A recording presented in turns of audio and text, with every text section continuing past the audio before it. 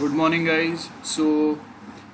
Today we'll be starting with further and आज almost हम लोगों का सिलेबस जो है वो कंप्लीट हो जाएगा with respect to SPM and I be taking 1-2 more lectures जहाँ पे हम लोग यूनिवर्सिटी के जो पेपर्स है वो पेपर्स हम लोग डिस्कस करेंगे क्वेश्चन आंसर फॉर्मेट जो है एंड आई होप मैंने आप लोगों के साथ में जो यूनिवर्सिटी के पेपर सोल्यूशंस ये वो आप लोगों के पास होंगे वो हम लोग डिस्कस करने वाले हैं।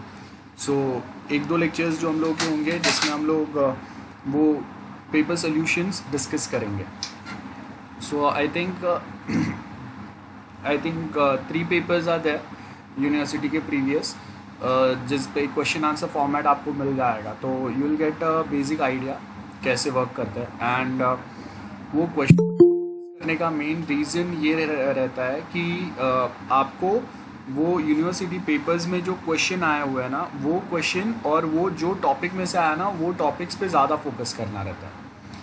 बिकॉज अगर आप देखोगे कि सर्टेन टॉपिक में से फ्रिक्वेंटली क्वेश्चंस अगर पूछा जाता है तो वो टॉपिक बहुत ज़्यादा इम्पॉर्टेंट हो जाता है। तो आप जो सिलेबस में से पढ़ेंगे तो सबसे पहले आपको ये स्पेसिफिक पॉइंट्स पे ही पढ़ना चालू करना है जो आपके यूनिवर्सिटी एग्ज़ाम्स में बार बार पूछे गए क्वेश्चंस हैं। ओके, तो that's why those questions. But first हम लोग का थियोरी पार्ट है वो हम लोग कंप्लीट करते हैं। तो once we complete with our theory part then we can start with university papers. Okay, so before we start is there anyone facing any doubts or anything? No doubts? Okay, ठीक है, just give me 2 minutes, I will start with the notes. Okay, चलो guys start करते हैं। So I think last time हम लोग ISO standards ही discuss कर रहे थे ना guys? Anyone? Yes or no? Hello, am I audible? Okay, so ISO standards ही डिस्कस कर रहे थे, ठीक है। वो सेम हम लोग कंटिन्यू करेंगे। Why do we required ISO standards? सबसे पहले वही देखते हैं। एज वी नो जो सॉफ्टवेयर्स होते हैं those softwares are a kind of a thing जिसको आप टच नहीं कर सकते, बराबर है?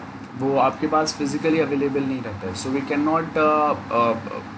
Not actually check those softwares कि वो कितने क्वालिटी वाइज कितने बेटर है या जो पैटर्न या जो प्रोसीजर फॉलो किया हुआ है वो अप टू द मार्क है या नहीं, जिससे आपको रिक्वायर्ड या एक्सपेक्टेड रिजल्ट मिलेगा या नहीं। So as you can see software product quality, इसके लिए हम लोग ISO स्टैंडर्ड प्रोवाइड करते हैं। So exactly it is exactly similar like ISI mark on some products. So suppose if I say कि हम लोग के पास कोई प्रोडक्ट है जिस पे ISI मार्क है, तो ISI मार्क का मतलब क्या रहेगा कि आप जो भी कुछ कर रहे हैं वो प्रोडक्ट के साथ आपको एक भरोसा रहेगा कि वो अप टू द क्वालिटी है। सो देखो यहाँ पे हम लोग के पास ISI मार्क होता है। अब ISI मार्क में अगर आप देखेंगे ना तो अलग अलग सर्टिफिकेशन के आपको ISI मार्क मिलता है, अलग अलग नंबर्स रहते हैं उनके साथ में। और वो जो नंबर्स रहते हैं वो basically as you can see here ISI mark and BIS mark होते हैं। तो BIS मार्क बेसिकली गोल्ड का प्योरिटी बताते हैं, क्वालिटी बताते हैं। ISI मार्क फिजिकल प्रोडक्ट्स जो हम लोग यूज़ करते हैं उसका क्वालिटी बताते हैं। सो हर एक जो प्रोडक्ट्स होता है ना उसका क्वालिटी डिफाइन करने के लिए we have ISI marks for a physical products and exactly similar way we have ISO mark, बराबर है, for software products. So as you can see certified, अगर ISO सर्टिफाइड कोई एक प्रोडक्ट है दैट मीन्स कि उसके जो प्रोडक्ट या सॉफ्टवेयर जो आप यूज़ करेंगे वो काफ़ी क्वालिटी वाइज बहुत बेटर रहेंगे। So that is the main reason here. I hope this is clear to everyone.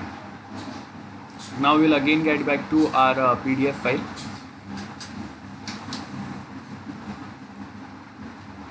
सो अब न्यू सॉफ्टवेयर परचेस कर रहा हूँ तो मुझे पता नहीं है कि वो सॉफ्टवेयर कितना बेटर रहेगा, कितना सिक्योर रहेगा, और अगर मेरा बहुत इम्पॉर्टेंट कोई वर्क है मैं वो सॉफ्टवेयर्स पे काम कर पाऊँगा या नहीं, ये भी मुझे पता नहीं है। सो दैट्स वाई हम लोग यहाँ पे क्या करते हैं, हम लोग डायरेक्टली वो सॉफ्टवेयर्स के साथ जो सर्टिफिकेशंस रहते हैं उसके ऊपर भरोसा करता है। अब there are attributes of software product quality, external qualities and internal qualities. External में क्या बोला है, आप जो यूज़र को डिलीवर करेंगे वो, एंड इंटरनल में क्या होगा, डेवलपर ने कितना क्वालिटी प्रोडक्ट बनाया है, उनके साइड से डेवलपमेंट्स कितने बेटर आए, वो पॉइंट्स पे हम लोग फोकस करते हैं। उसके आगे, और ये किस में आता है, ISO 9126 स्टैंडर्ड में आता है। Okay, then we have another standard is 14598 ISO, और ये क्या बताता है, procedure to carry out the assessment. तो मतलब आपका सॉफ्टवेयर जो बना हुआ है, रेडी सॉफ्टवेयर जो है, उसका क्वालिटी कितना बेटर रहेगा, वो बताने के लिए हम लोग यहाँ पे ISO 14598 वाला जो प्रोसीजर है, असेसमेंट प्रोसीजर, ये फॉलो करते हैं। तो अगर आपने असेसमेंट मतलब चेकिंग ऑफ दैट प्रोडक्ट, वो अगर आपने ये पैटर्न से अगर किया है, दैट मीन्स आपका जो प्रोडक्ट है वो काफ़ी बेटर है, ये हम लोग को पता चलेगा। Now types of quality assessment कौन से रहेंगे, एक तो जब डेवलपमेंट हो रहा है तब हम लोग क्वालिटी के ऊपर फोकस करते हैं। नेक्स्ट, जब सॉफ्टवेयर अक्वायर करेंगे यूज़र साइड से, तब क्वालिटी फैक्टर्स पे फोकस करेंगे। एंड कोई एक पर्टिकुलर कम्युनिटी ऑफ यूज़र मतलब सपोज कि समझ लो कि आपके पास सर्टन यूज़र्स है फ्रॉम कॉलेज, तो दैट इज़ कॉलेज कम्युनिटी है, स्कूल कम्युनिटी है। तो ये वाले जो हम लोगों के यूज़र्स है, वो यूज़र्स के ऊपर हम लोग फोकस कर सकते हैं कि वो यूज़र्स कैसे डील करेंगे ये स्पेसिफिक सॉफ्टवेयर्स के साथ में, है ना। ये पॉइंट्स पे हम लोग बात कर सकते हैं। देन नेक्स्ट अगर आप देखेंगे, नेक्स्ट हम लोगों को यहाँ पे एक सिंपल सा डायग्राम दिया हुआ है जो लास्ट लेक्चर हम लोगों ने डिस्कस किया था।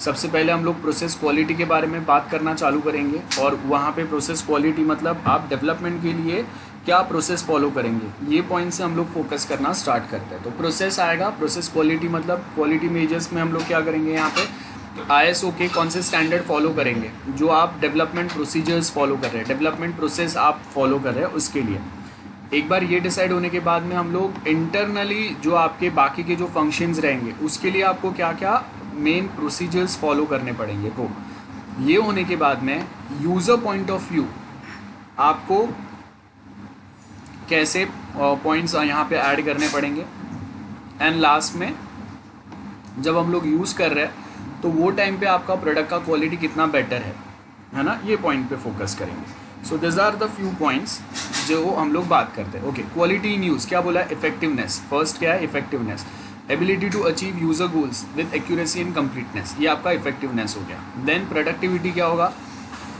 कितने यूज़र्स के गोल्स वो अचीव कर पा रहा है, वो इफेक्टिवनेस से पता चलेगा। हम लोग के एक्सपेक्टेशंस क्या आते हैं और उसके बेस के ऊपर आपका सॉफ्टवेयर कैसा है। प्रोडक्टिविटी में क्या करेंगे, avoid excessive use of resources in achieving our goals.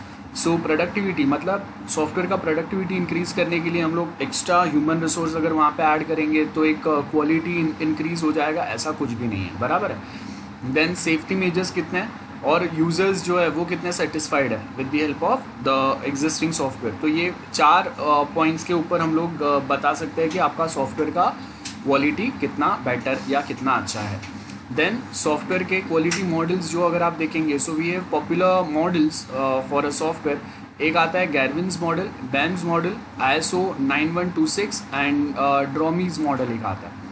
और ये सब जो बात करेंगे तो उसमें आपको सारे याद रखने की ज़रूरत नहीं है, बट अगर बेसिक अगर हम लोग देखें तो सबसे पहले यहाँ पे क्या बोला है, ISO 9126 सॉफ्टवेयर क्वालिटी।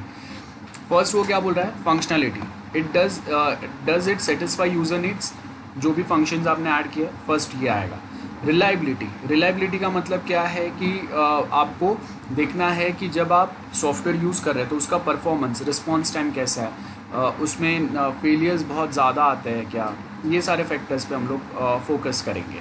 और अगर फेलियर्स आ रहे हैं तो रिकवरी कितना फास्ट हो रहा है। So whether you can rely on that software or not, whether we can trust on that software or not. Just imagine that we are using or we are working on daily basis. Right now we are dealing with one software that is Google Meet. Now अगर वो Google Meet जो software है वो अगर बार बार अगर वो hang होता है या आपका जो लेक्चर्स ऑनलाइन चल रहे हैं उसमें अगर कोई कनेक्ट हो पाता है, कोई कनेक्ट नहीं हो पाता, अगर ये सारे प्रॉब्लम्स अगर आते हैं तो इसका मतलब क्या रहेगा, उसका जो एक रिलायबिलिटी जो है वो कहीं ना कहीं मिसिंग है, हम लोग उसके ऊपर फुल्ली डिपेंड नहीं कर सकते, ये मेन प्रॉब्लम है। तो अगर उसके ऊपर फुल्ली डिपेंड नहीं हो सकते तो वो टाइम पे हम लोग क्या करेंगे, देन हम लोग उसको छोड़ देंगे, बराबर है, हम लोग कोई उसका ऑल्टरनेटिव फाइंड करेंगे, वो है। देन यूजिबिलिटी मतलब कितना ईजी है यूज़ करने के लिए। आप देखो गूगल मीट है, कोई अगर फर्स्ट टाइम भी यूज़ करता है तो भी उसको ईजिली पता चल जाएगा कि ओके कैसे मीटिंग स्टार्ट करना है, कैसे अपना कोड, जो मीटिंग कोड है वो बाकी लोगों के साथ शेयर करना है ना, कोई भी इजीली इसको समझ पाएगा, इतना सिंपल है। देन एफिशिएंसी मतलब हम लोग यहाँ पे क्या बात कर रहे हैं, related to physical resource use during execution, कितना एफिशिएंट है वो आएगा। आप मेंटेनेंस में कितने एफर्ट्स डाल रहे हैं कि अगर कोई बग्स आ रहे हैं, कोई प्रॉब्लम्स आ रहे हैं, या फिर अगर कहीं पे कोई चेंजेस की ज़रूरत है तो आप वो चेंजेस कितने जल्दी से अप्लाई कर रहे हैं अपने सिस्टम पे, वो पॉइंट्स पे आएगा। एंड लास्ट जो आएगा वो आएगा पोर्टेबिलिटी। पोर्टेबिलिटी का मतलब है कि अगर मैं उसको विंडोज़ पे एक्सेस कर रहा हूँ, मैं उसको लिनक्स पे एक्सेस कर रहा हूँ, तो वो टाइम पे वो कैसे बिहेव कर रहा है, that is what we mean by portability of a software. Okay, थोड़ी बहुत सब कैरेक्टरिस्टिक्स अगर फंक्शनिंग अगर देखेंगे हम लोग, उसमें क्या आता है, आप जो एनवायरनमेंट में यूज़ करने वाले हैं उससे ये सूटेबल है क्या, एक्यूरेसी लेवल क्या है। देन इंटरऑपरेबिलिटी मतलब अगर मैं इसको मोबाइल और लैपटॉप दोनों से एक्सेस कर रहा हूँ तो वो टाइम पे आपका सिस्टम या सॉफ्टवेयर कैसे बिहेव कर रहा है। फंक्शनलिटी कंप्लायंस कितना है ना, और सिक्योरिटी वाइज क्या है, ये सारे पॉइंट्स हम लोग फोकस करते हैं, जो बहुत सिंपल है। देन उसके आगे रिलायबिलिटी के कैरेक्टरिस्टिक्स अगर हम लोग देखेंगे तो रिलायबिलिटी के कैरेक्टरिस्टिक्स में हम लोग क्या बात कर रहे हैं, मैच्योरिटी। मैच्योरिटी मतलब फ्रीक्वेंट अगर फेलियर्स आ रहे हैं तो आप वो फेलियर्स को कैसे टैकल कर रहे हैं, धीरे धीरे हम लोग वो फेलियर्स को कैसे सॉल्व करेंगे और अपने सिस्टम को और कैसे बेटर बनाएंगे। फॉल्ट टॉलरेंस कैपेसिटी कितना है आपके सिस्टम में। देन रिकवरेबिलिटी, अगर जैसे यहाँ पे फेलियर्स आ रहे हैं तो वो फेलियर्स को हम लोग कितना क्विकली रिकवर कर पाते हैं, वो पॉइंट पे फोकस करेंगे। उसके आगे रिलायबिलिटी कंप्लायंस, यहाँ पे हम लोग क्या बात करें, कंप्लायंस रिलेटेड टू रिलायबिलिटी मतलब मिनिमम एरर्स, और वो अगर आ रहे हैं तो हम लोग कितना क्विकली वो एरर्स को टैकल कर पा रहे हैं, वो फेलियर्स को हम लोग हैंडल कर पा रहे हैं, है ना, तो उसका एक्सप्लेनेशन दिया। देन यूजेबिलिटी जो पार्ट हम लोगों ने ऊपर डिस्कस किया, उसके कैरेक्टरिस्टिक्स क्या रहेंगे, आप सॉफ्टवेयर को कितना ईजिली समझ पाते हैं, सॉफ्टवेयर समझने में कितना ईजी है, बिकॉज जितना सॉफ्टवेयर समझने में ईजी रहेगा, अंडरस्टैंडिंग जितना ईजी होगा यूज़र्स का, उतना वो लोग आराम से वो सॉफ्टवेयर को यूज़ कर पाएंगे। देन जितना वो क्विकली उसको समझ पाएंगे, है ना, लर्न कर पाएंगे, उतना ही वो सॉफ्टवेयर इजीली वो लोग उनके साथ काम कर सकते हैं। तो ये सारे पॉइंट्स हैं। सबसे पहले तो आप कितना समझ पाते हो वो सॉफ्टवेयर को, अगर वो सॉफ्टवेयर को कैसे यूज़ करना है वो आप कितना इजीली सीख पाते हैं, मतलब we are talking about user friendly software. Operations अगर आप कोई करते हैं तो आपका जो एग्जिस्टिंग सिस्टम है वो आपको कितना गाइड कर रहा है वो ऑपरेशंस को सक्सेसफुली करने के लिए, है ना, इजी टू यूज़। अट्रैक्टिव होना चाहिए, मतलब आप कोई नए attractive functions time to time add करते जा रहे हैं, जिससे क्या होगा कि जो यूज़र्स हैं ना वो और बेटर फील करेंगे अपने सॉफ्टवेयर्स के लिए। Then usability compliance with the relevant standards, ये पॉइंट पे बात करते हैं हम लोग। ओके, देन उसके आगे एफिशिएंसी का कैरेक्टरिस्टिक्स अगर देखेंगे, एफिशिएंट मतलब क्या होगा, टाइम वाइज रिस्पॉन्स टाइम कितना बेटर है। अगर मैं कोई एक फंक्शन एग्जीक्यूट करने की ट्राई कर रहा हूँ तो वो कितना टाइमली बेस पे मुझे रिस्पॉन्स कैसे कर रहा है, कितने टाइम में मुझे वो रिप्लाई दे रहा है। अगर मैं कोई डेटा एग्जीक्यूट कर रहा हूँ तो रिजल्ट जनरेशन कितना टाइम लग रहा है, फर्स्ट ये पॉइंट आएगा। रिसोर्स यूटिलाइजेशन मतलब कितने मेमोरी यूज़ करना पड़ेगा उसको, जब अगर हम लोग वहाँ पे कोई रिसोर्सेस की बात कर रहे हैं। Then efficiency compliance with relevant standards, okay, ये पॉइंट आपके रहेंगे। और जो स्टैंडर्ड्स की हम लोग बात करें मतलब market standards we are talking about, okay, market standard we are talking about.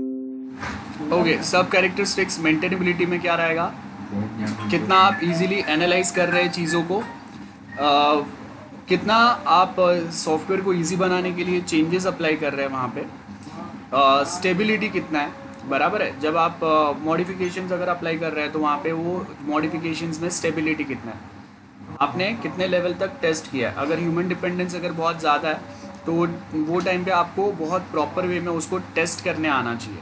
और टेस्टिंग का मतलब ये नहीं कि आप कंटिन्यूअस उसको 1 महीना 2 महीना टेस्ट करेंगे, उसके अलग अलग ISO स्टैंडर्ड्स रहते हैं और टेस्टिंग के लिए भी, तो वो स्टैंडर्ड आईएसओ प्रोसीजर फॉलो करके अगर आपने अपने सॉफ्टवेयर को टेस्ट किया है देन ओनली टेस्टेबिलिटी जो है वो एक्यूरेट लेवल पे आएगा।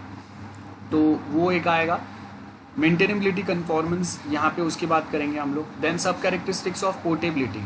पोर्टेबिलिटी में हम लोग क्या बात करेंगे, न्यू एनवायरनमेंट या ऑपरेटिंग सिस्टम को कितना इजीली वो अडॉप्ट कर पाता है, आप नए नेटवर्क्स पे या नए डिवाइसेस पे उसको कितना इजीली इंस्टॉल कर पाते हैं। देन कैपेबिलिटी ऑफ को existing with other independent software, like अगर मैं गूगल क्लाउड की बात करता हूँ या फिर गूगल मीट की बात करता हूँ, यूट्यूब की बात करते हैं, तो ऐसे जो स्टैंडर्ड दूसरे सॉफ्टवेयर्स अवेलेबल है उनके साथ में ये कितना ईजीली रिलेट कर पाता है।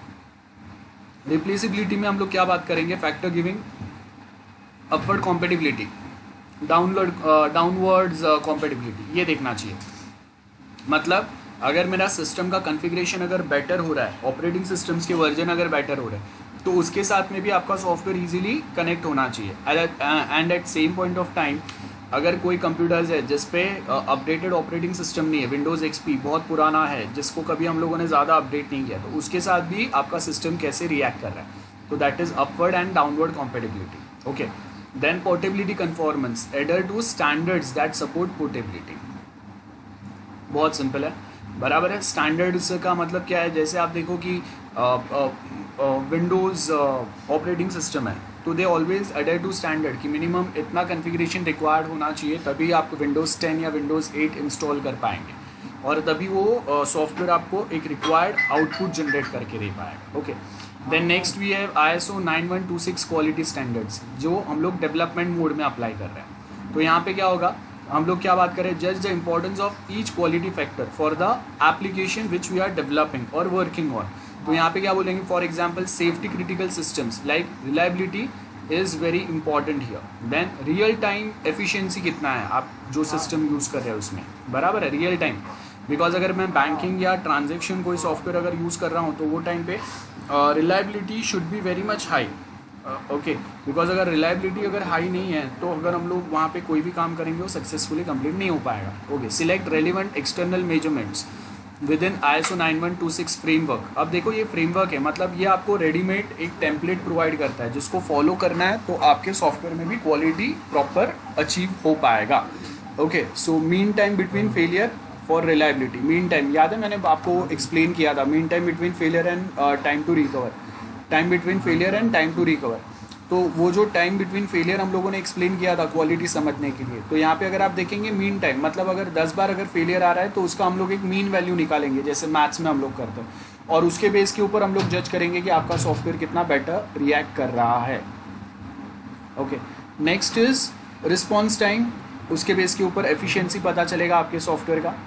देन यहाँ पे अगर आप देखेंगे ISO 9126 सॉफ्टवेयर क्वालिटी स्टैंडर्ड्स क्या बात कर रहे हैं, रिस्पॉन्स टाइम, अगर रिस्पॉन्स टाइम अगर if it is less than 2 seconds, बराबर है, रेटिंग बता रहे हैं हम लोग, लेस देन और ग्रेटर देन, बराबर है, 2 to 5 के रेंज में तो टारगेट अचीव बोलेंगे हम लोग, 6 to 10 के बीच में है तो हम लोग बोलेंगे क्योंकि मिनिमली एक्सेप्टेबल है क्वालिटी स्टैंडर्ड हम लोगों का, और अगर ग्रेटर देन 10 सेकेंड्स है अगर रिस्पॉन्स टाइम उसका, तो दैट मीन्स वो एक्सेप्टेबल नहीं है, आपने जो स्टैंडर्ड रिक्वायरमेंट थे आपके वो स्टैंडर्ड से वो मैच नहीं कर रहा है, तो वो टाइम पे उसके ऊपर हम लोग काम नहीं करेंगे या उसको हम लोग चेंज करने का डिमांड करेंगे, right. Then ISO 91 real approach application software selection, क्या बोल रहे हैं, हम लोग कौन से सॉफ्टवेयर सिलेक्ट करेंगे, क्वालिटी स्कोर को मेजर करके हम लोग वो सॉफ्टवेयर जो है वो सिलेक्ट करेंगे। लाइक अगर मैं बोल रहा हूँ response time in seconds less than 2 seconds है, क्वालिटी स्कोर उसका हाईएस्ट है 5 है। देन अगर रिस्पॉन्स टाइम अगर 2 to 3 सेकेंड्स के बीच में, उसका क्वालिटी स्कोर कितना 4 है। देन 4 to 5 सेकेंड्स के लिए क्वालिटी स्कोर हम लोगों का क्या है 3 है। तो लाइक दिस अगर आप देखते जाएंगे तो अगर मेरा रिस्पॉन्स टाइम को एक सॉफ्टवेयर का अगर ग्रेटर देन 9 सेकेंड्स है, मतलब वो टाइम पे उसका क्वालिटी स्कोर 0 है, तो ऐसे सॉफ्टवेयर को हम लोग बिल्कुल भी क्वालिटी स्टैंड पे डिफाइन नहीं करेंगे।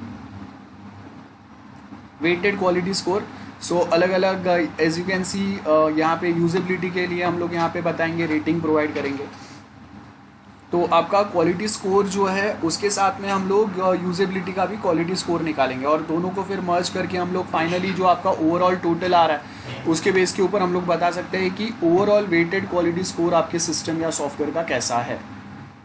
ओके, सो यहाँ पे आपको क्या बोला, how do we achieve product quality, the problem, the quality attribute tend to retrospective measurable. Retrospective मतलब एक के ऊपर दूसरे फैक्टर्स डिपेंड करते हैं, तो अगर दो फैक्टर्स अगर प्रॉपर है तो थर्ड फैक्टर ऑटोमेटिक प्रॉपर होने के चांसेस बढ़ जाते हैं, रेट्रोस्पेक्टिव होता है। Need to be able to examine the processes by which product is created beforehand. The production processes network of sub processes, बहुत सारे छोटे छोटे प्रोसेसेस कंबाइन होंगे तब जाके आपका एक बड़ा सा नेटवर्क बनेगा वो प्रोसेसेस का, दैट इज़ योर सॉफ्टवेयर। और वहाँ पे आपके आउटपुट कैसे आ रहा है कि अगर मैं एक इनपुट दे रहा हूँ तो नेक्स्ट वो इनपुट कैसे प्रोसेस हो रहा है, उसके बेस के ऊपर रिजल्ट कैसे जनरेट हो रहा है, ये सारे फैक्टर्स के ऊपर हम लोग यहाँ पे फोकस करेंगे। करेक्शन ऑफ एरर में क्या बोल रहा है, errors are more responsive to correct at later stage and need to rework more stages, है ना। Later stages are more detailed and less able to absorb the changes.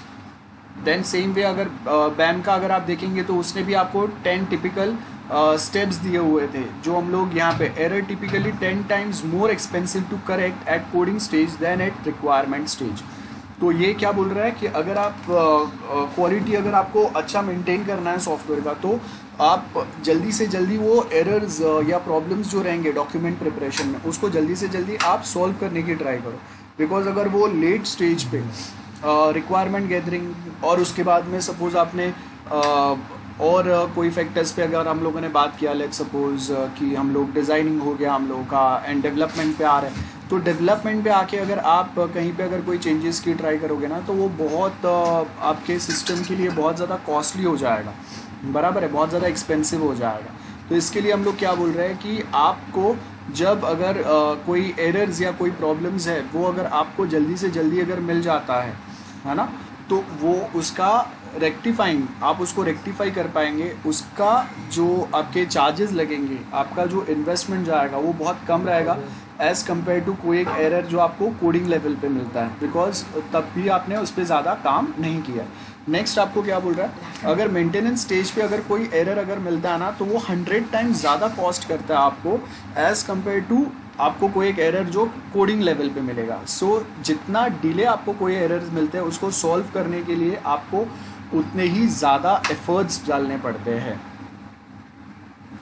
Now for each activity define entry requirement. Entry requirement का मतलब क्या रहेगा कि जैसे आपका software आपने जो अपना सिनॉप्सिस दिया था, तो वो सिनॉप्सिस का हम लोग ने एंट्री रिक्वायरमेंट बोला है कि आपका 200 मार्क का प्रोजेक्ट है, तो उसके लिए मिनिमम इतने लेवल का आपका प्रोजेक्ट होना चाहिए, that is entry requirement, that have to be place before an activity to be started, बराबर है। एंट्री रिक्वायरमेंट कि ओके ये एलिजिबिलिटी उसका अगर फुलफिल होता है, हम लोगों ने डॉक्यूमेंट स्टडी किया, वो अगर हम लोग को प्रॉपर लगता है, then only we can start with entry requirement। तो एग्जाम्पल क्या दिया, a comprehensive set of test data and expected result be prepared and independently reviewed against the system requirement before program testing can commence, बराबर है। then next हम लोग क्या बोल रहे हैं, implementation requirement। यहाँ पे हम लोग क्या बात करेंगे, implementation requirement, this defines how the process is to be conducted, how we are going to implement those systems or those softwares, वो आएगा। Example, whenever an error is found and corrected, all test runs must be completed, including those previously successfully passed। मतलब आपने अगर coding में कहीं पे changes किए हैं, सपोज मॉड्यूल ए में आपने कोडिंग में चेंजेस किया है, अब मॉड्यूल बी ए जो है वो इंटरैक्ट करता है मॉड्यूल बी और सी के साथ में, तो देन यहाँ पे मेन जो एजेंडा होगा वो हम लोग का क्या है, मॉड्यूल ए का परफॉर्मेंस तो आपने बेटर बना दिया, लेकिन वो जब अभी कम्युनिकेट कर रहा है बाकी मॉड्यूल्स के साथ में, तो ऐसा तो प्रॉब्लम नहीं हुआ है ना कि आपने एक मॉड्यूल में चेंजेस किए उसकी वजह से बाकी सर्टेन मॉड्यूल्स में भी वापस कहीं पे कोई प्रॉब्लम आ गए, एंड बिकॉज ऑफ विच आपका पहले कोई मॉड्यूल जो ढंग से चल रहा था वो अभी चलना बंद हो गया। सो जब हम लोग कोडिंग में चेंजेस करते हैं ना, तो उसका ये मेन ये ड्रॉबैक रहता है कि आप कोई एक प्लेस पे चेंज करते हो तो उसका कभी कभी निगेटिव इम्पैक्ट कोई दूसरे पार्ट में, कोई दूसरे मॉड्यूल के कोई सब मॉड्यूल में विजिबल रहता है। तो इसके लिए जब कभी अगर हम लोग कहीं पे अगर कोई चेंजेस डिफाइन करते हैं कि हाँ ये कोडिंग पार्ट में आपको यहाँ पे अगर चेंजेस करना है, so at same point of time हम लोग वो स्पेसिफिक आपका सॉफ्टवेयर का जो पार्ट है उसको तो टेस्ट करते ही है, बट उसके साथ में बाकी के जो हम लोग के सॉफ्टवेयर के पार्ट्स हैं उसको भी टेस्ट करते हैं, बराबर है। Exit requirement, of course exit requirement मतलब अगर यूज़र एक्सपेक्टेशंस पे अगर आपका प्रोडक्ट जो है वो 70-80% वो स्पेसिफिक पार्ट अगर अचीव कर पा रहा है, तो फिर हम लोग क्या करेंगे, एग्जिट रिक्वायरमेंट आपका फुलफिल होगा। तो यहाँ पे हम लोग क्या बोल रहे हैं, an activity will not be completed until this requirements have been met.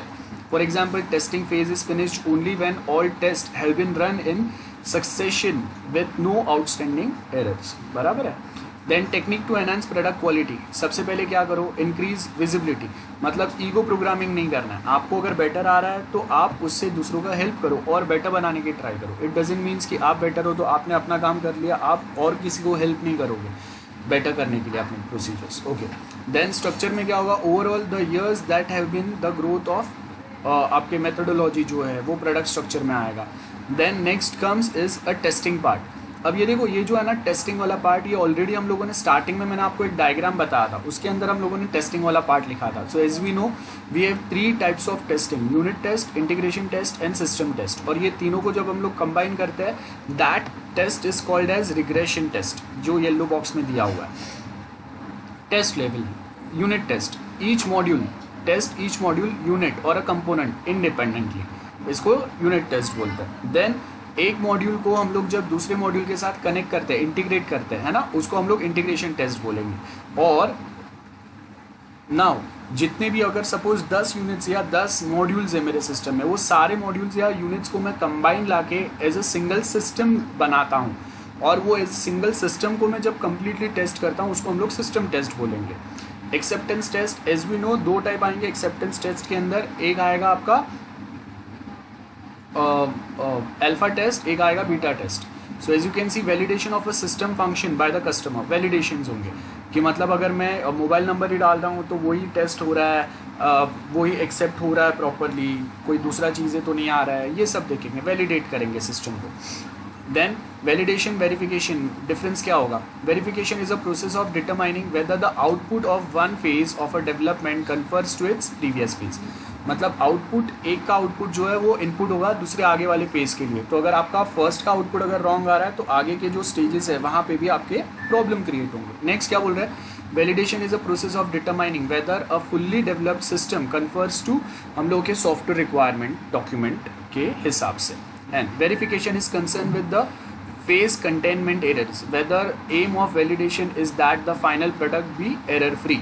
ये होना चाहिए, ये वेरिफिकेशन होना चाहिए, दैट वी आर वेरीफाइंग कि जो नंबर ऑफ एरर्स है वो सॉल्व हो रहा है, वो कहीं पे दूसरे प्रोसेस में कहीं हैम्पर नहीं कर रहा है। ये सारे पॉइंट्स रहेंगे। देन वी मॉडल है, हम लोगों ने जब टाइप्स ऑफ SDLCs पढ़ा था, वी मॉडल डिस्कस किया था। तो as you can see, V model में क्या आएगा, फिजिबिलिटी स्टडी आएगा, यूज़र रिक्वायरमेंट है, यूज़र रिक्वायरमेंट के बेस के ऊपर हम लोग सिस्टम डिज़ाइन करेंगे, सिस्टम डिज़ाइन के बेस के ऊपर हम लोग प्रोग्राम डिज़ाइन करेंगे डेवलपमेंट का, और वो प्रोग्राम डिज़ाइन के बेस के ऊपर दैट इज़ एल्गोरिदम डिज़ाइनिंग आएगा, और वो एल्गोरिदम को फॉलो करके हम लोग कोडिंग करेंगे। कोडिंग होने के बाद में हम लोग प्रोग्राम टेस्ट, मतलब यूनिट टेस्ट आएगा, उसके बाद में इंटीग्रेशन एंड सिस्टम टेस्ट आएगा, ये लेवल पे सिस्टम टेस्टिंग लिखा है। उसके आगे यूज़र एक्सेप्टेंस टेस्ट रहेगा, जिसके अंदर अगेन हम लोग के 2 टाइप रहेंगे, बराबर है, और जो हम लोग के अल्फा एंड बीटा टाइप होगा। और ये सब होने के बाद में फाइनली हम लोग रिव्यू पे लेके जाएंगे। तो रिव्यू में हम लोग देखेंगे कि फिजिबिलिटी स्टडी के टाइम पे जो जो पॉइंट्स आपने कंसिडर किए थे वो सारे यहाँ पे फुलफिल हुए या नहीं। So I hope this is very much clear to everyone, और वही यहाँ पे आपको बता रहे हैं। सो टेस्टिंग कौन से रहेंगे, जब अगर वी मॉडल की बात करें हम लोग, तो प्रोग्राम टेस्टिंग मतलब यूनिट टेस्टिंग लेवल आ गया, उसके ऊपर सिस्टम टेस्टिंग मतलब आपका integration and system test combine आएगा, उसके आगे यूज़र एक्सेप्टेंस टेस्ट आएगा जिसके अंदर अल्फा एंड बीटा आएगा, और लास्ट में रिव्यूज़ होंगे। ओके, रिव्यूज़ मतलब फाइनली आप जब थोड़े टाइम के लिए वो सॉफ्टवेयर को यूज़ कर रहे हैं तो उसके बाद यूज़र्स जो है वो रिव्यूज़ देंगे कि आपका सिस्टम कितना बेटर है, उनके एक्सपेक्टेशन कितने लेवल तक अचीव हो पा रहे हैं। ओके, ये पॉइंट आएगा। सो फर्स्ट आएगा black box versus glass box testing. Glass box testing में हम लोग क्या बोल रहे हैं, इंटरनल आर्किटेक्चर मतलब डेवलपर एंड पे होगा। ग्लास बॉक्स टेस्टिंग मतलब tester is aware of the internal architecture या कोडिंग जो है, तो इंटरनली हम लोगों ने क्या कोड या एल्गोरिदम लिखा है ये पता रहेगा, उसको हम लोग बेसिकली बोलते हैं ग्लास बॉक्स टेस्ट। और ब्लैक बॉक्स का मतलब क्या है, आपके जो यूजर्स या डेवलपर्स हैं ना वही यहाँ पे टेस्ट करते हैं, और उनको they are not aware about the internal architecture of your system. Okay, इसको हम लोग ब्लैक बॉक्स बोलते हैं। मतलब जो यूज़र है वो खाली इनपुट देंगे and they try to check for the expected result या एक्सपेक्टेड आउटपुट क्या है। लेवल ऑफ टेस्टिंग हम लोगों को ऑलरेडी पता है, unit integration and system test. Testing activity कैसे रहेंगे, सेम होंगे। टेस्ट प्लान करेंगे कितने कौन से मॉड्यूल्स आपको टेस्ट करने हैं। देन एक टेस्ट सूट बनाएंगे कि कौन कौन से मॉड्यूल्स को टेस्ट करेगा, बराबर है। उसके टेस्ट रिजल्ट आप कैसे रखेंगे, टेस्ट एग्जीक्यूशन रिजल्ट्स को हम लोग चेक करते जाएंगे कि वो एग्जीक्यूटेड रिजल्ट्स जो है वो हम लोग के यूज़र्स के जो एक्सपेक्टेशन है उसके हिसाब से एग्जीक्यूटेड रिजल्ट जनरेट हो रहा है क्या। और उसके लिए हम लोग अगेन एक फाइल भी मेंटेन कर सकते हैं, जो फाइल बेसिकली आपको हेल्प करेगा डिफाइन करने के लिए कि हाँ ये आपके पॉइंट्स है और उसके हिसाब से ये वाला आपका रिजल्ट है। और उसके आगे रिपोर्टिंग बनते जाएगा, मतलब आपने एग्जीक्यूट किया है और वो एग्जीक्यूटेड रिजल्ट को हम लोग चेक करते जाएंगे कि यूज़र्स के जो एक्सपेक्टेशन थे उसके हिसाब से ये एग्जीक्यूटेड रिजल्ट मैच हो रहा है या नहीं। देन फाइनली अगेन छोटा मोटा डीबगिंग तो हमेशा चलते रहेगा, कोई एरर आ रहा है तो एरर करेक्शन चलते रहेगा। डिफेक्ट आपने एक बार सॉल्व करने के बाद में आपका सिस्टम बाकी के मॉड्यूल्स रीटेस्ट होंगे कि आपने एक जगह पे कहीं पे अगर कोई चेंजेस किए तो उसका नेगेटिव इम्पैक्ट प्रोजेक्ट के आपके कोई दूसरे कोड में कोई दूसरे मॉड्यूल में कहीं पे तो नहीं आ गया। उसके बाद में वापस regression testing time to time चलते रहेगा। रिग्रेशन टेस्टिंग का मतलब क्या होगा, 3 टेस्ट कंबाइन, इसको हम लोग रिग्रेशन बोलते हैं। Unit test, then integration test and system test, ये तीनों को कंबाइन करेंगे तो रिग्रेशन टेस्ट आएगा। और फाइनली ये सारे टेस्ट के स्टेजेस अगर हम लोग फॉलो करते हैं, ये टेस्ट एक्टिविटीज़ है, ये ज़रूरी नहीं है कि ये सारे ही हम लोग फॉलो करते हैं, इसमें से सिलेक्टेड ही हम लोग फॉलो करते हैं बहुत बार। ओके, सो ये सब होने के बाद में फाइनली रिग्रेशन टेस्टिंग के बाद में टेस्ट क्लोजर आएगा, मतलब we are done enough testing, now we can deploy this software towards the client side या customer side. Okay, test plans में हम लोग क्या बताएंगे, पहले तो एनवायरनमेंट मेंशन करो, मतलब आपके पास तो हाई कॉन्फ़िगर्ड कंप्यूटर्स हो सकते हैं, आपने डेवलप किया है तो आपके एंड पे तो वो सॉफ्टवेयर बहुत प्रॉपरली स्मूथली काम करेगा। लेकिन आपको क्या देखना है कि जो यूज़र्स इस पे काम करने वाले वो यूज़र्स के साइड पे ये प्रॉपर काम करेगा कि नहीं। बिकॉज इन मैनी केसेस क्या होगा कि आप अगर देखेंगे ना तो जो यूज़र्स अपने सिस्टम पे काम करते रहेंगे ये सॉफ्टवेयर यूज़ करने वाले रहेंगे, उनके सिस्टम्स या उनके कंप्यूटर्स हाईली कॉन्फ़िगर्ड नहीं है। तो अगर वो हाईली कॉन्फ़िगर्ड नहीं है तो क्या होगा, वापस वो प्रॉपर रिस्पॉन्स नहीं दे पाएगा आपका सॉफ्टवेयर, बराबर है। Usage profile, failure in operational system more likely in more heavily used components. तो बहुत सारे कंपोनेंट्स जो बहुत ज़्यादा यूज़र्स एक साथ एक्सेस करने की ट्राई कर रहे हैं वो यूज़र साइड पे कभी कभी फेल हो जाता है बिकॉज ऑफ या तो उनका नेटवर्क बैंडविड्थ इनफ नहीं है या फिर उनके सिस्टम जो है वो उनका उतना लोड नहीं ले पा रहे या उतना क्विकली एक्सेस नहीं कर पा रहे, तो ये प्रॉब्लम हो सकता है। फॉल्स आ सकता है, बराबर है। देन अब फॉल्स कहाँ पे आता है, जो पार्ट बहुत बार तक यूज़ नहीं होता है, हिडन पार्ट है। देखो क्या बोला है, फॉल्स बहुत बार कहाँ पे आएंगे, जो कोड या जो पार्ट जो है ना वो लॉन्ग टाइम तक हिडन रह रहा है। हिडन रहने का मतलब क्या हो गया कि वो कभी यूज़ ही नहीं हो रहा है, उस जो आपने वो कोडिंग डेवलप किया है वो कोडिंग एग्जीक्यूट हो ऐसा कोई कंडीशन कभी जनरेट ही नहीं हो रहा है, यूज़र साइड से कोई ऐसा इनपुट नहीं आ रहा है जिससे वो कोड एग्जीक्यूट हो, बराबर है। Testing heavily used components more thoroughly tends to reduce number of operational failures, बराबर है। अब जितना ज़्यादा टेस्ट करेंगे उतना बेनिफिट क्या होगा कि जब वो यूज़र एंड पे जाएगा तो वो टाइम पे वहाँ पे प्रॉब्लम्स जो है वो कम आएंगे, ये होगा। मैनेजमेंट ऑफ टेस्टिंग में हम लोग को क्या बोला है, tester execute test cases and may result find discrepancies between the actual result and expected results. तो एक्चुअल रिजल्ट क्या यूज़र ने बोला था और एक्सपेक्टेड मतलब एक्चुअल रिजल्ट क्या है और यूज़र के एक्सपेक्टेशन क्या थे, अगर वो दोनों मैच नहीं कर रहे मतलब इशू अराइज होगा। तो इशू हम लोग रिजॉल्व कैसे करेंगे, there might be a mistake by tester जिसने प्रॉपर डेटा इनपुट नहीं किया है या फिर कहीं पे कोई फॉल्ट्स रहेंगे तो आपको क्या करना पड़ेगा, वो फॉल्ट्स को करेक्ट करना पड़ेगा। वो फॉल्ट्स डेवलपमेंट में भी हो सकते हैं, बराबर है।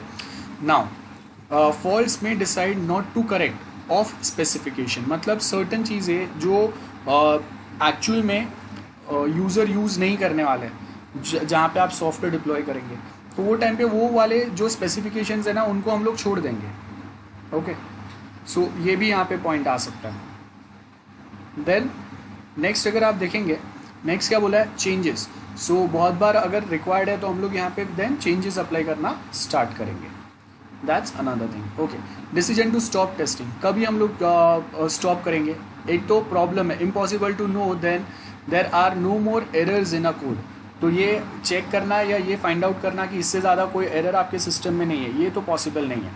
तो हम लोग क्या करते हैं बेसिकली कि हम लोग देखेंगे कि हम लोगों का इतना टाइम, इतने एफर्ट्स जो है वो ये टेस्टिंग में गए है, इतना पार्ट हम लोगों ने प्रॉपरली टेस्ट किया है, तो वी कैन स्टॉप इट। ये होता है। So need to estimate how many errors are likely to be left. ये एक्चुअल में पता नहीं चल सकता। तो हम लोगों ने बोला है कि okay we have 1 week of time, ये 1 वीक में हम लोग ये वाले मॉड्यूल्स चेक करेंगे। उसके लिए हम लोगों ने एक लिस्ट बनाया रहेगा चेकबॉक्स के साथ में कि ओके ये वाले फंक्शन आपने टेस्ट कर लिए, डन।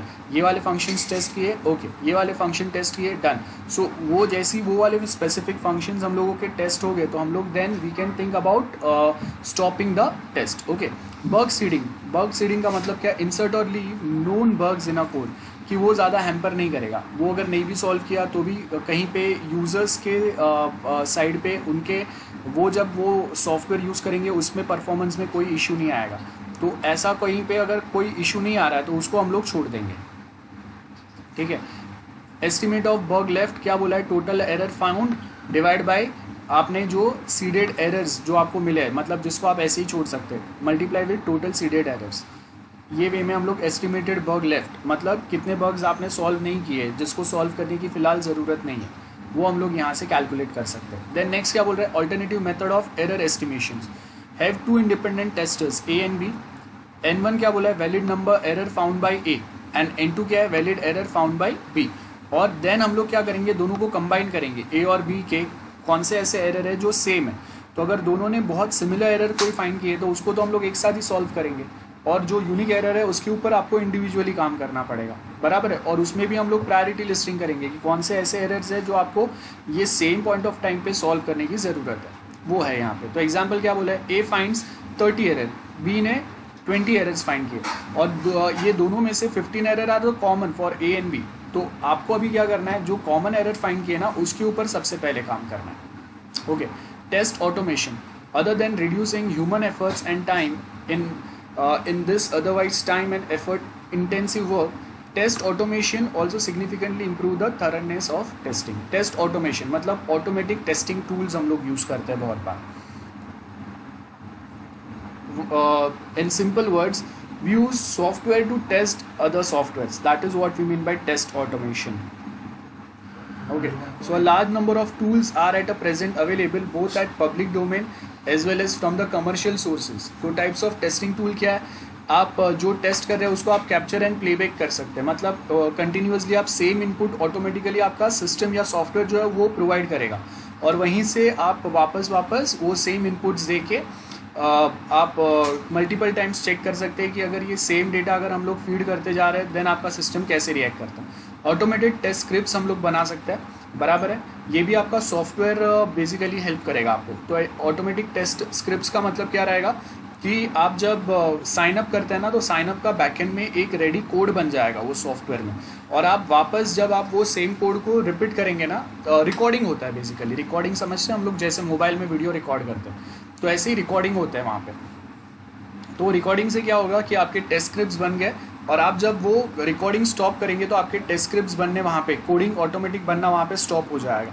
एंड देन वापस जब आप प्ले करेंगे ना वो टेस्ट स्क्रिप्ट्स को, तो जो भी चीज़ें रिकॉर्ड हुए रहेंगे ऑन स्क्रीन वो सारे ऑटोमेटिक प्ले होने लगेंगे। So that is what we mean by automated test scripts.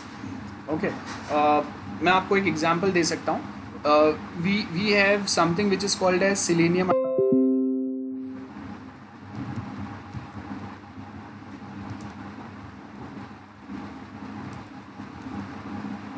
I'll just share it here.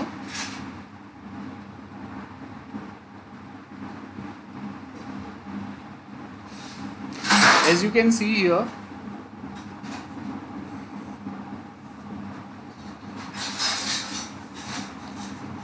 देखो यहाँ पे आपको मिलेगा सिलेनियम आई।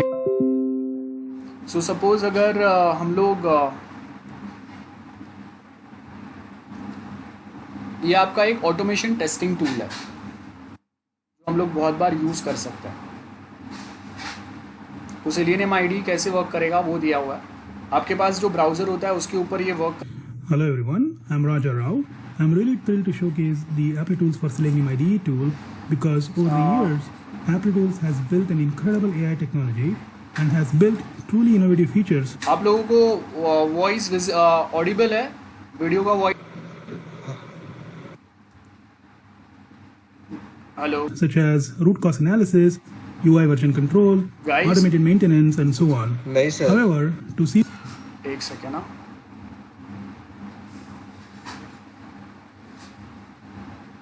मैं okay so here is one simple tutorial on selenium. ये मैं आपको ऑटोमेटेड जो टेस्टिंग टूल्स रहते हैं उसके लिए ये वाला पार्ट मैं बता रहा हूँ आपको. ध्यान से देखना क्या क्या पॉइंट्स पे हम लोग फोकस करने वाले हैं यहाँ पे. फर्स्ट पॉइंट है ये सिलेनियम का ट्यूटोरियल होता है और यहाँ पे अगर आप देखेंगे तो हम लोग जावा पे एक्लिप्स पे जहाँ पे हम अपने अलग अलग स्क्रिप्ट्स होते हैं उसको रन करने के लिए भी हम लोग ये सिलेनियम यूज़ कर सकते हैं. Then and that is at same point of time आगे आगे अगर हम लोग देखेंगे इंस्टॉल कैसे करना है ये सब दिया हुआ है. आप बहुत इजीली इसको ब्राउज़र पे भी इंस्टॉल कर सकते हैं. तो ब्राउज़र पे आपके एक्टिविटीज़ जो है वो ये रिकॉर्ड कर सकता है. ओके यहाँ पे अगर आप देखेंगे ये पाथ सेटिंग और ये सब दिया हुआ है. ये सब हम लोगों को काम का नहीं है बट हाँ सर्टन प्लेसेस पे अगर आप देखेंगे यहाँ पे हम लोग के पास कुछ कोडिंग दिया डाला हुआ है और वो कोडिंग जब भी हम लोग यहाँ पे अब देखो यहाँ पे ये अगर मैं साइन अप कर रहा हूँ तो जो हम लोग साइन अप करेंगे ना उसका भी स्क्रिप्ट जो है वो यहाँ पे अगेन आपको पता चलेगा जनरेट होते जाएगा. बराबर है. देन उसके आगे यहाँ पे हम लोग वापस जो भी ब्राउज़र पे हम लोग चीज़ें फॉलो कर रहे हैं ना उसके रिलेटेड सारे स्क्रिप्ट्स यहाँ पे ऑटोमेटिक बनते जाते हैं. सो मैं वो सेम वापस रीटेस्ट कर सकता हूँ मेरे सिस्टम या सॉफ्टवेयर को. वो यहाँ पे दिया हुआ है. एक second. Okay I just share few videos with you. So आप वो एक बार देख लेना. मैं आपको यहाँ पे बता रहा हूँ. फर्स्ट तो टेस्ट केसेस कैसे लिखते हैं उसका ये वीडियो है. अभिजीत क्या ये गिटहब का क्या शेयर किया आपने?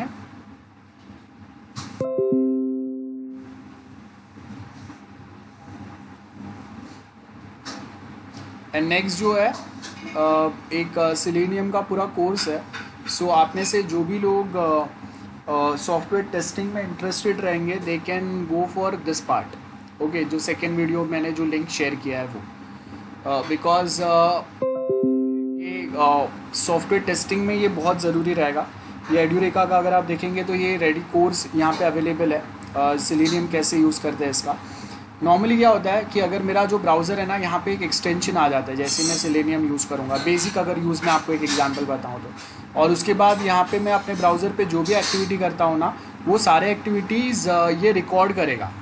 सिलेनियम जो है जब मैं उसका रिकॉर्डिंग बटन चालू करूँगा रेड कलर का रिकॉर्डिंग बटन होता है वो मैं चालू करूँगा तो यहाँ पे ये ब्राउज़र पे अब मैं यूट्यूब में जाके कोई एक वीडियो स्टार्ट कर रहा हूँ मैं वो वीडियो के छोड़ के कोई दूसरा वीडियो चालू कर रहा हूँ. ये सारे एक्टिविटीज़ जो है ना ये इन अ कमांड फॉर्म ऑटोमेटिकली वो सिलेनियम का एक्सटेंशन जो रहेगा आपके ब्राउज़र के ऊपर वो रिकॉर्ड करते जाता है. और मेरा काम होने के बाद में मैं वो रिकॉर्डिंग स्टॉप करूँगा और जब मैं प्ले करूँगा ना तो उसने ये सारे जो स्टेप्स मैंने अपने ब्राउज़र पे परफॉर्म किए वो उसने रिकॉर्ड किए रहेंगे. तो वो क्या करेगा वो स्टेप्स को एज इट इज़ वापस वो रिपीट करेगा. तो सपोज़ अगर मैंने साइन अप किया रहेगा तो वो साइन अप वाले सारे एक्टिविटीज़ वापस रिपीट होंगे. लॉगिन किया होगा तो उसने उसके सारे कमांड्स मैंने जो हर एक फील्ड में जो वैल्यूज़ एंटर किए वो वैल्यूज़ सब कुछ उसने स्टोर किया है तो वो एज इट इज़ वापस उसको रिपीट करेगा. सो इसका बेनिफिट क्या होगा कोई एक सॉफ्टवेयर को अगर सपोज़ मुझे 10 लोग एक साथ एक्सेस करेंगे तो वो कैसा बिहेव करता है वो अगर चेक करना है तो मैं एक बार अपने ब्राउज़र पे जाके साइन अप करूँगा. वो साइन अप का मेरा पूरा जो मेरे स्टेप्स है वो सपोज़ सिलेनियम ने स्टोर कर लिए. बराबर है. उसने उससे उसके लिए अपने कमांड्स स्क्रिप्ट जनरेट कर दिए. अब वो स्क्रिप्ट को मैं 10 अलग कंप्यूटर पे पेस्ट करके at same point of time वो 10 स्क्रिप्ट्स को फॉलो करूँगा एग्जीक्यूट करूँगा प्ले करूँगा.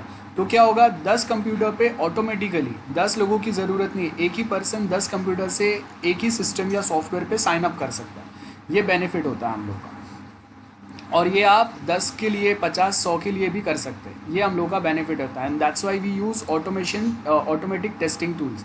सो आप में से जो भी बहुत सारे लोग रहेंगे जो डेवलपमेंट में इंटरेस्टेड नहीं रहेंगे टेस्टिंग में रहेंगे तो ये जो सिलेनियम का मैंने बोला है ये बहुत बूमिंग है आज के टाइम पे.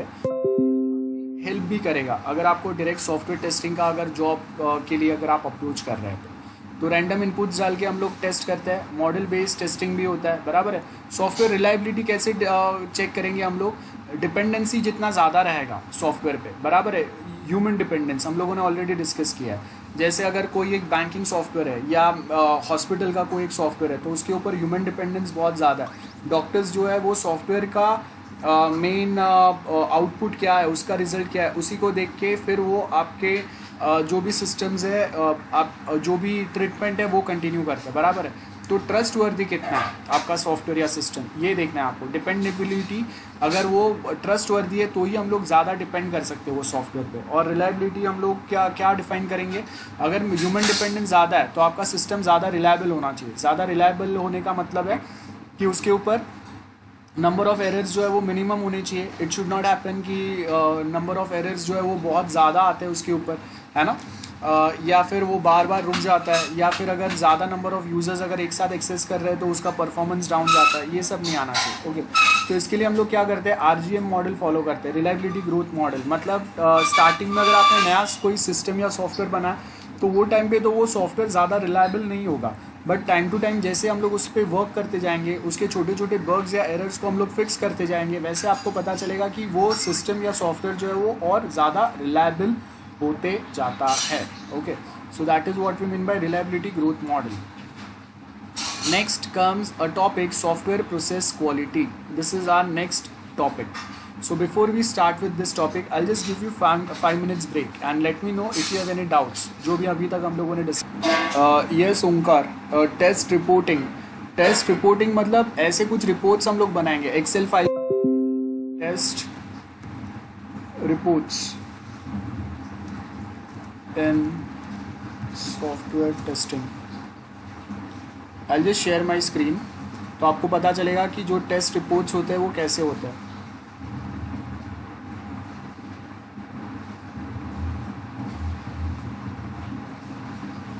देखो यहाँ पे दिस रिपोर्ट्स लुक लाइक।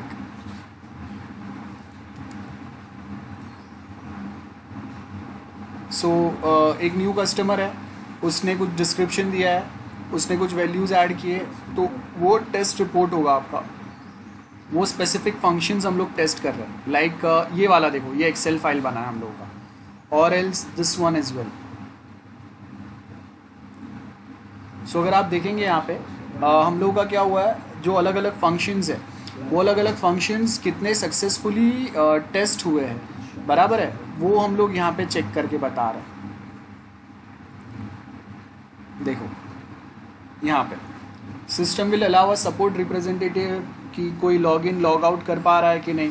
तो टेस्ट कॉन्फिडेंस हाई है, मीडियम है, लो है। लो का मतलब है जैसा बिहेवियर है वो बिहेवियर जो है वो प्रॉपर नहीं है। तो टेस्ट रिजल्ट, अगर टेस्ट आपका अगर हाई आया है मतलब आपका टेस्ट रिजल्ट 100%, 99% प्रॉपर है। टेस्ट पॉइंट्स आप कितने देंगे उसको। बग्स अगर कोई मिले हैं तो कितने बग्स मिले हैं, जिसको आपको अगर आगे सॉल्व करना पड़ेगा नहीं करना पड़ेगा वो हम लोग देखेंगे, बराबर है। तो ऐसे टेस्ट रिपोर्ट बनाते हैं हम लोग। तो अलग अलग जो भी फंक्शंस आपके सिस्टम में है वो फंक्शंस को हम लोग टेस्ट करते जाएंगे और उसका टेस्ट रिजल्ट क्या है वो डिफाइन करेंगे। और अगेन यहाँ पे कमेंट्स आएंगे अगर कोई एक स्पेसिफिक पॉइंट बोलना है। जैसे देखो यहाँ पे ये जो टेस्ट रिजल्ट जिसका मीडियम आया हुआ है, टेस्ट कॉन्फिडेंस, तो वहाँ पे हम लोगों ने क्या लिखा है, वी हैव मीडियम बग्स। कौन से बग्स है उसका नंबर लिखा हुआ है। अब जैसे आपका सिस्टम एरर जनरेट करता है तो वहाँ पे बग नंबर्स आते हैं ना, एरर नंबर्स आते हैं, तो वो हम लोगों ने यहाँ पे मेंशन किया।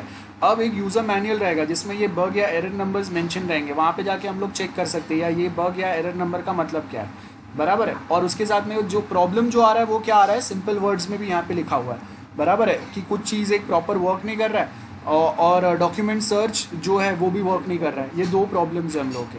तो उसकी वजह से आपका टेस्ट रिजल्ट जो है वो क्या आया, 58% आया। मतलब ओनली ऑलमोस्ट 60% जितनी चीज़ें ये वाले फंक्शन में प्रॉपर वर्क काम कर रहा है, बाकी चीज़ें काम नहीं कर रहे, तो वो आपको रेक्टिफाई करने पड़ेंगे। नंबर ऑफ बग्स कितने मिले हम लोगों को वो हम लोगों ने आइडेंटिफाई करके यहाँ पे लिखा है। सो ये आपका टेस्ट रिपोर्टिंग होगा सिमिलर टाइप का। I hope Omkar this is clear now. Okay,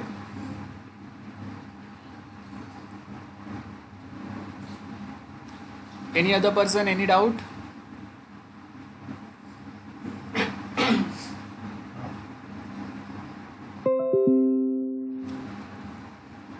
yes anyone?